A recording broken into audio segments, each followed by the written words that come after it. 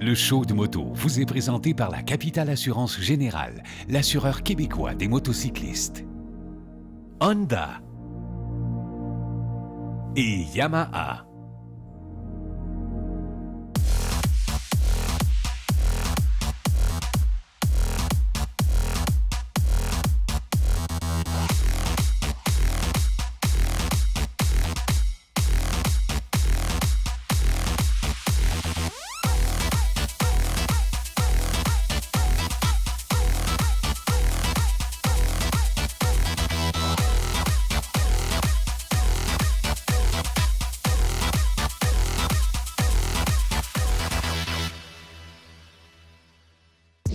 Bonjour amis motocyclistes et les autres. Bon, alors cette semaine, qu'est-ce qu'on fait? On vous amène au Fundy Adventure Rally. C'est la finale canadienne du GS Trophy, qui est une grande compétition organisée par BMW. C'est partout dans le monde, en fait, dans 24 pays. On va trouver 3 finalistes qui sont propriétaires d'une BMW GS 1200.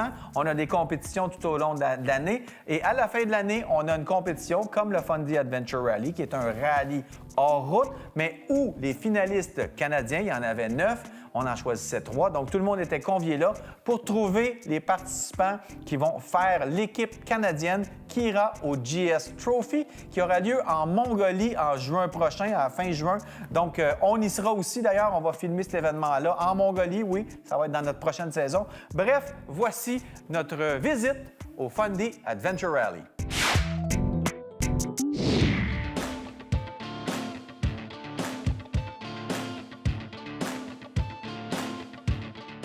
La compagnie BMW organise depuis plusieurs années le GS Challenge. Vous l'avez déjà vu à l'émission, on a déjà participé.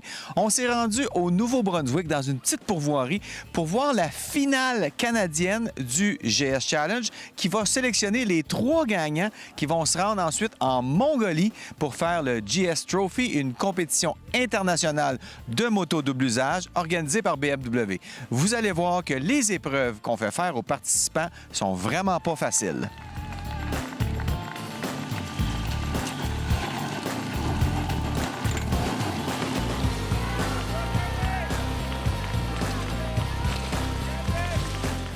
On a des Québécois partout aujourd'hui. On arrive ici au Nouveau-Brunswick et le juge en chef, c'est Patrice Glaude, un finaliste du GS aussi. Et là, tu es rendu instructeur, tu as fait plein de choses là-dedans. Parle-moi de l'évaluation de tout ça. C'est vraiment plusieurs épreuves.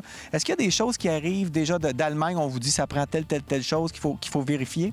Oui, il y a certaines épreuves que les gens de BMW Allemagne nous disent qu'ils veulent voir dans les vidéos et dans les finales de tous les pays pour que ça se ressemble un peu, que ce soit à peu près le même genre de difficulté, mais on a quand même une grande latitude pour inventer des nouveaux exercices parce que ça fait quand même au-delà de 10 ans que le GS Challenge existe. Ça fait que il y a beaucoup de gens qui ont vu beaucoup d'exercices. C'est assez difficile pour nous d'innover, mais je pense que pour le GS, la finale canadienne, on a réussi à aller chercher quelques exercices que les gens n'avaient jamais vus. Fait que c'était intéressant.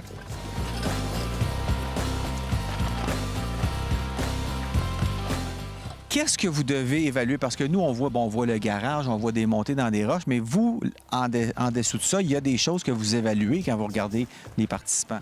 Oui, il y a premièrement, l'habileté à conduire une moto, c'est important. Mais il y a aussi l'esprit d'équipe. Ça, c'est super important parce que c'est une équipe de 3 qui va nous représenter. Puis si les gens, les 3 personnes, saillissent ou s'ils ne s'aiment pas, puis ils ne feront pas une bonne équipe.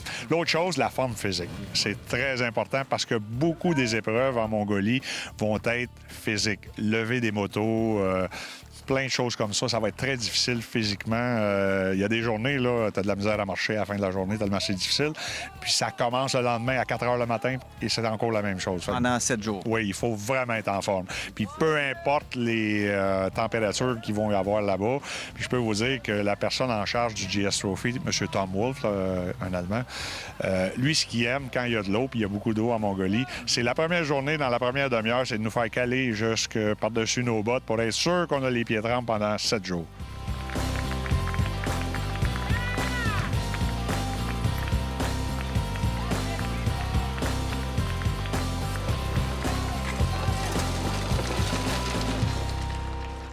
Mais c'est pas un time event, tu sais, c'est Les pieds à terre, stall, tomber. Puis mes rubans. Je suis pas mes rubans. Puis, mettons, le monde, il passe beaucoup à gauche. Si tu touches au ruban, c'est pas grave, faut pas qu'il pète. Casse pas mes rubans. Claude Huchu, on t'a déjà vu faire des compétitions. Oui. Là, tu es à la finale. Comment tu trouves ça jusqu'à présent? Difficile, Oui. mais plaisant. Faut s'imaginer que c'est une ride avec des différents ateliers, un peu comme partout, puis prendre ça relax, puis avoir du fun. C'est toute une super belle gang. C'est super bien organisé. Fait que c'est pas fait pour être facile, parce qu'ils vont en choisir 3 sur les 9 finalistes. Mais jusqu'à date, c'est bien le fun, puis j'adore ça. C'est cool. Mais pourquoi tu fais ça? Tu veux dire, t'as ta job, t'as ta business, tu travailles fort, puis la fin de semaine, tu viens pousser une moto de 300-400 livres dans de la garnotte. Pourquoi? As-tu d'autres questions? Mais je pense que c'est l'évasion. Tu fais ça, tu penses à rien. Tu es complètement dans ta bulle, tu es avec d'autres mondes, tu découvres d'autres mondes aussi, d'autres places. Je serais jamais venu ici à Fundy. C'est un super bel endroit. Fait que puis ça nous permet tout le temps d'aller un peu plus loin. Puis ce qui est le fun dans moto en route, qui est à mon avis la grande différence, c'est que tu peux tout le temps t'améliorer. Puis ça fait que tu veux te pousser puis continuer. Fait que tu peux, à mon avis, durer plus longtemps à triper à faire de la moto.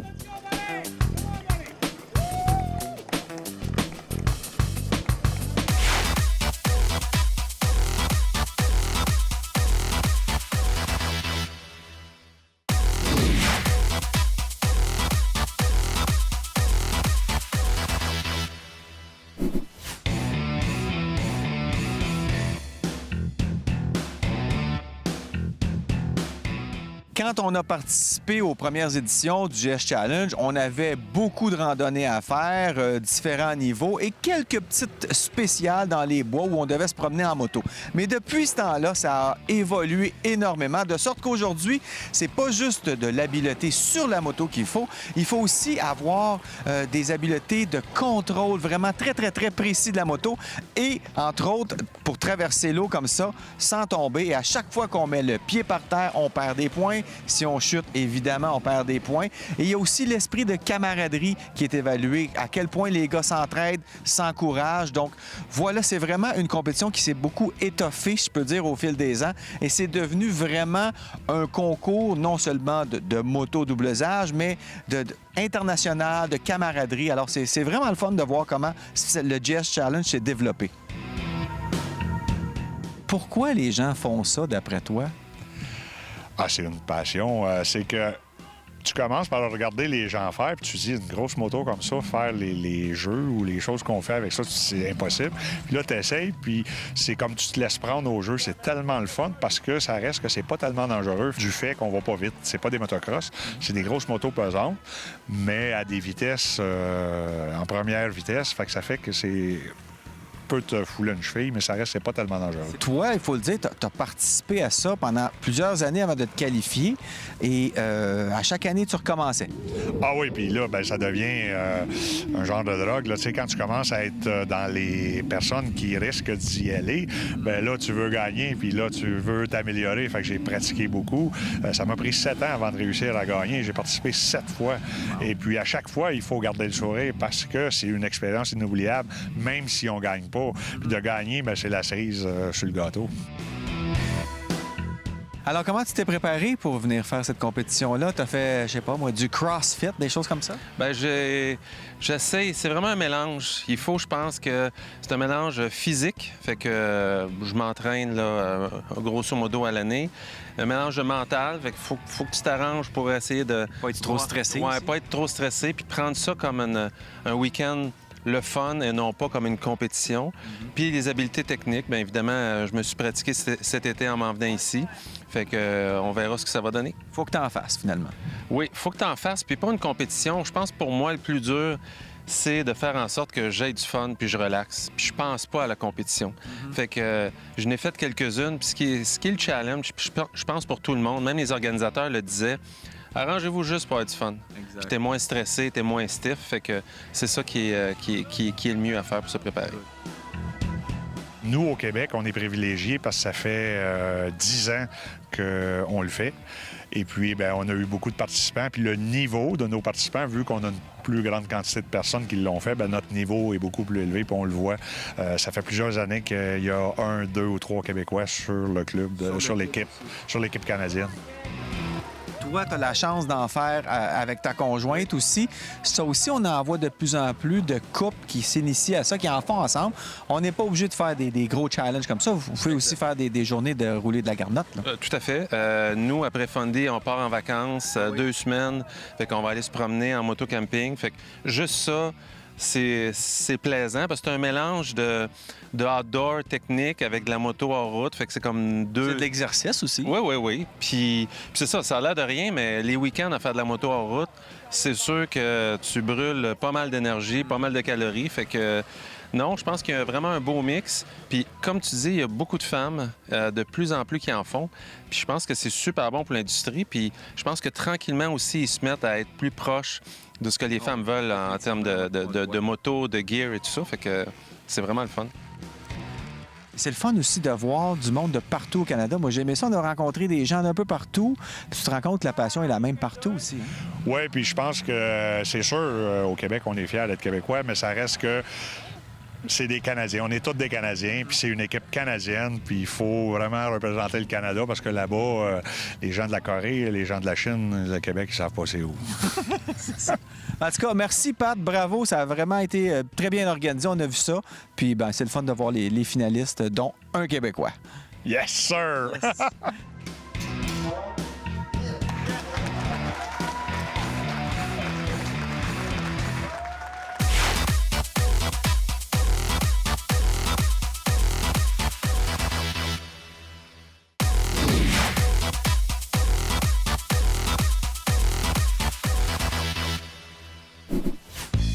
Tant qu'à parler de BMW, on va vous parler de la moto qui sera utilisée pour le GS Trophy en Mongolie. C'est une GS 1200. La voici.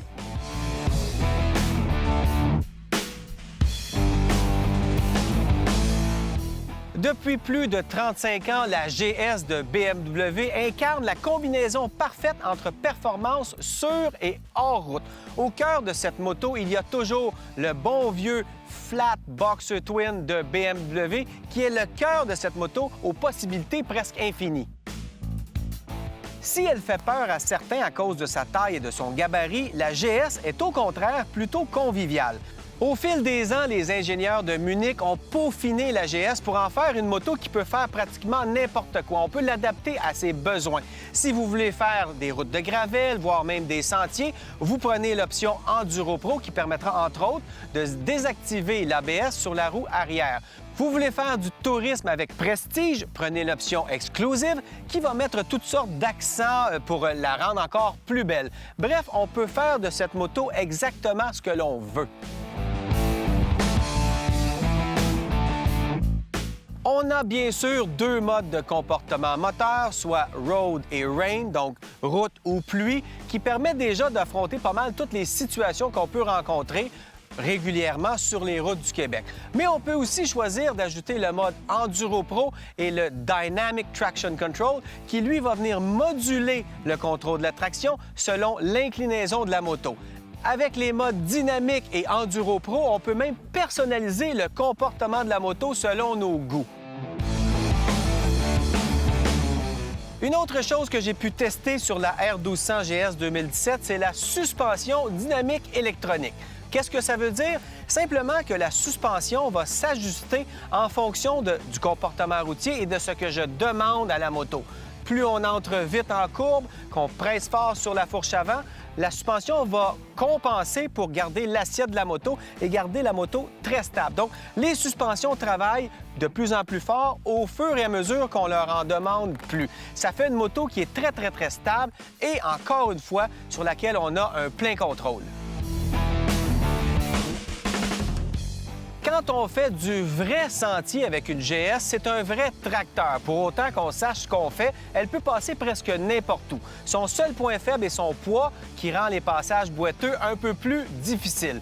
J'ai pas pu faire de gros sentiers rocailleux avec cette moto en démonstration parce qu'elle était équipée de roues en magnésium et je serais sorti du sentier avec les roues avant comme des 5 sous. C'est déjà arrivé. Mais avec des roues de broche, on peut faire du gros sentier avec une GS. Ce comportement exemplaire est en partie dû au cadre ferme dont le moteur est partie intégrante, de même qu'au centre de gravité très bas de la GS. Les suspensions paralever et télélever permettent aussi d'absorber les chocs dans n'importe quelle condition. En ajoutant les suspensions électroniques et le mode Pro qui permet d'ajouter le contrôle de traction selon l'angle d'inclinaison, et l'ABS Pro qui fait de même, on a là un kit optimal pour n'importe quelle route. S'il y a un point où les gens se demandent si la GS est pour eux, c'est bien dans la hauteur de cette moto-là. Je fais 5 et 10 et j'ai aucun problème à piloter une GS. Premièrement, parce que la plupart du temps, on n'a pas le pied à terre, on est en route, donc on est assis sur la moto ou encore mieux, en off-road, en position debout. Et si on s'arrête, bien, les selles sont adaptées pour à peu près toutes les tailles. On peut descendre l'avant de la selle, descendre l'arrière, avoir une selle plus mince, plus épaisse. Donc, cette moto-là, elle s'adapte à tous les gabarits.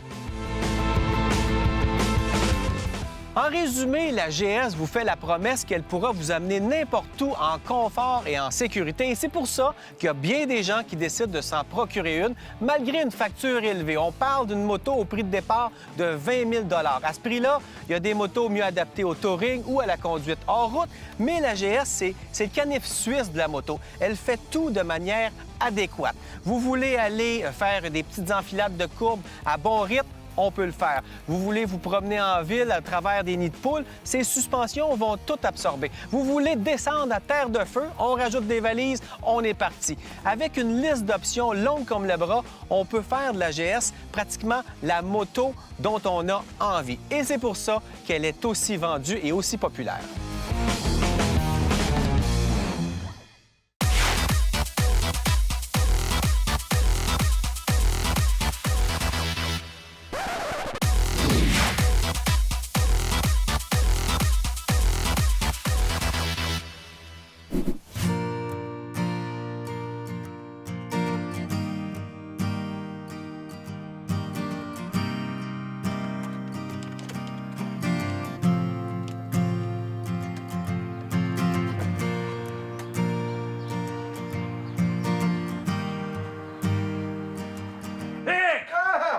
Ah ouais! Ah, on s'en va? Ouais. Go!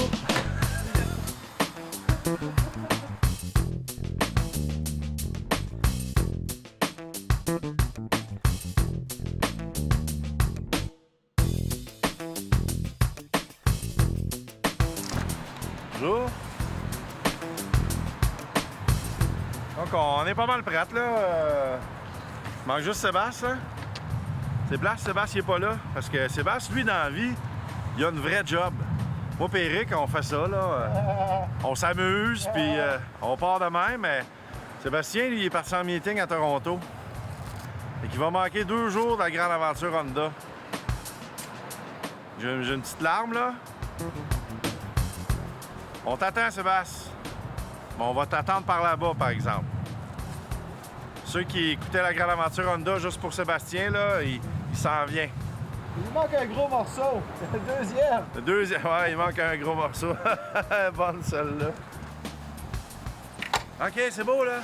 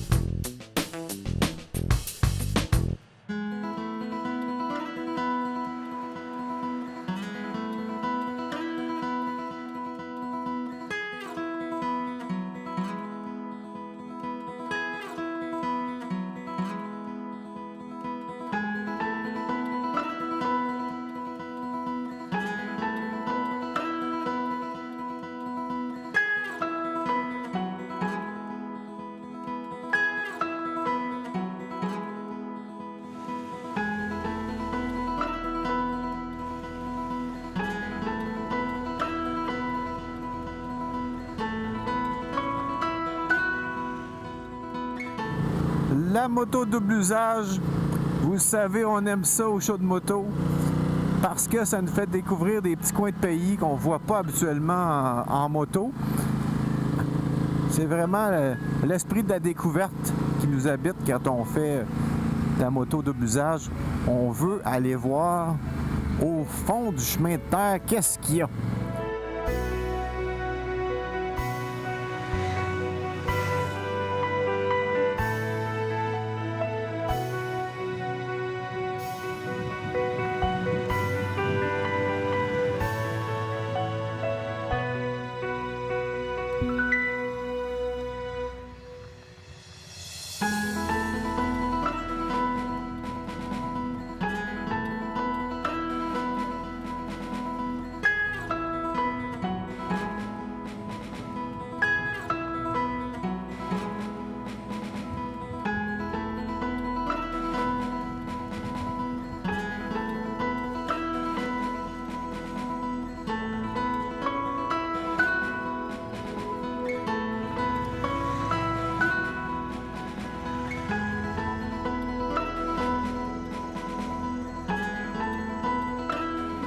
On a l'air de s'amuser tout le temps, là. Ben oui, on s'amuse, mais en même temps, on travaille tout le temps. Ken est en train d'organiser le tracé de la randonnée pour qu'on puisse rejoindre Sébastien, qui nous rejoint 2 jours plus tard que nous, on est partis.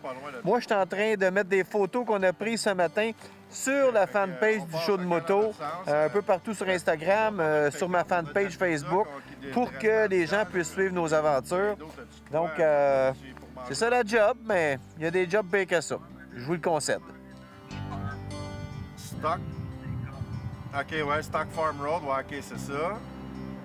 Fait que d'après moi, là, de où ce qu'on est, on se rejoindrait dans le coin de Bethel à peu près. OK. D'après moi, ça va donner ça.